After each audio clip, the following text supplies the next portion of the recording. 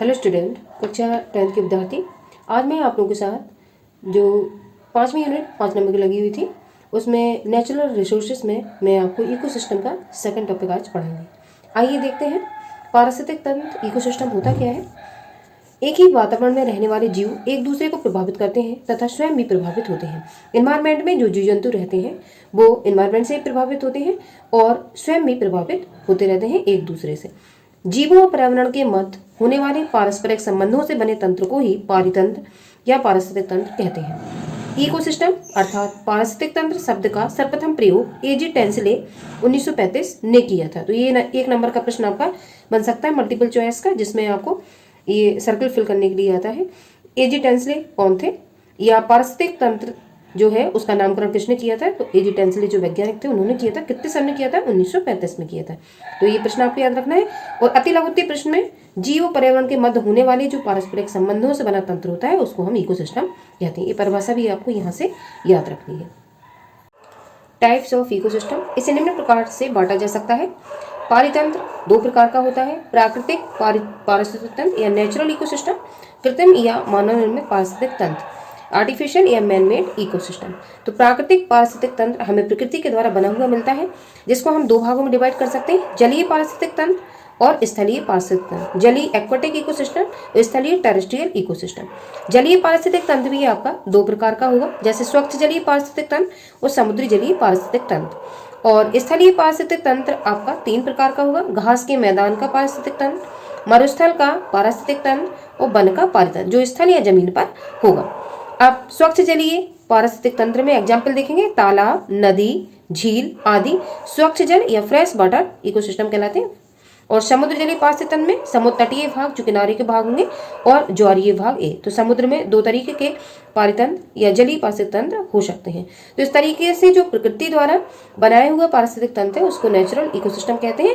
और इसका डिवाइडेशन, तो आपसे प्रश्न यहाँ से बन सकता है पारिस्थितिक तंत्र कितने प्रकार का होता है, तो आप प्राकृतिक पारिस्थितिक तंत्र कितने प्रकार का होता है, तो आप लिखोगे दो प्रकार का होता है। कौन कौन सा? जलीय और स्थलीय। फिर आपसे पूछ सकते हैं पारितंत्र कितने प्रकार का होता है, तो आप कहोगे दो प्रकार का, प्राकृतिक पारिस्थितिक तंत्र और कृत्रिम या मानव निर्मित पारिस्थितिक तंत्र। जलीय पारिस्थितिक तंत्र कितने प्रकार का होता है, तो आप कह सकते हैं दो प्रकार का होगा, स्वच्छ जल का पारितंत्र और समुद्र जल का पारितंत्र। एग्जाम्पल आपसे पूछा जा सकता है।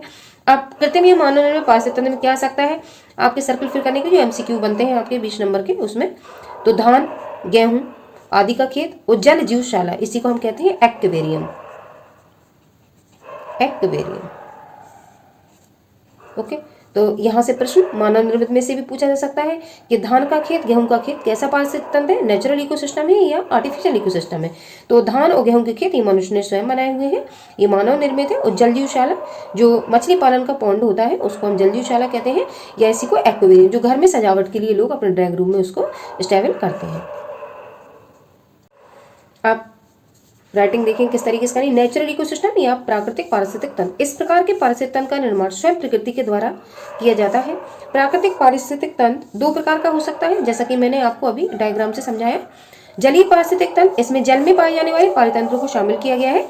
जलीय पारिस्थितिक तंत्र भी दो प्रकार का हो सकता है, स्वच्छ जलीय पारिस्थितिक तंत्र और समुद्री जलीय पारिस्थितिक तंत्र। स्वच्छ जलीय पारिस्थितिक तंत्र में हम तालाब, नदी, झील को रखेंगे और समुद्र जलीय पारिस्थितिक तंत्र में हम समुद्र के तट का जो भाग होगा उसको रखेंगे और जो बीच का या गहराई वाला भाग होगा उसको, ज्वारीय भाग को भी इसमें शामिल करेंगे। अब स्थलीय पारिस्थितिक तंत्र ये तीन प्रकार का रहेगा, मैं आपको बता चुकी हूँ। तो ये तीन प्रकार का होता है, जिसमें घास के मैदान का पारिस्थितिक तंत्र, मरुस्थल का पारिस्थितिक तंत्र और वन का पारिस्थितिक तंत्र। तो ये तीन प्रकार का रहता है। अगला कृत्रिम या मानव निर्मित पारिस्थितिक तंत्र, आर्टिफिशियल और मैनमेड इकोसिस्टम। इस प्रकार के पारितंत्र का निर्माण कृत्रिम रूप से मानव द्वारा किया जाता है, जैसे धान, गेहूं का आदि का खेत, जल जीवशाला, वाटर एक्वेरियम आदि। अब खेत में कोई सा भी हो सकता है, ज्वार का खेत है, बाजरा का खेत, कोई भी खेत हो जो मानव ने बनाया हुआ है कृषि के लिए। और जल जीवशाला, वाटर एक्वेरियम जो कि मैंने बताया, इसमें मछलियों का पालन किया जाता है सुंदरता के लिए, जो कि घर में कृत्रिम रूप से मानव करता है सजावट के रूप में। आई होप आपको ये वीडियो लेक्चर समझ में आया होगा।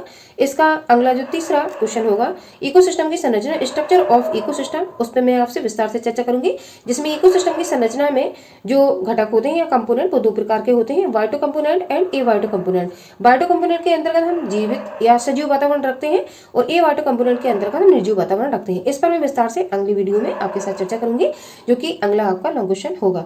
इस बार परीक्षा में इस लेसन से 12 नंबर के प्रश्न पूछे गए थे। इस तरीके से ये लेसन 5 नंबर का लगा जरूर है, लेकिन इससे बहुत सारे प्रश्न इन्वायरमेंट की वजह से या पॉल्यूशन की वजह से बहुत सारे प्रश्न बोर्ड में पूछे जाते हैं।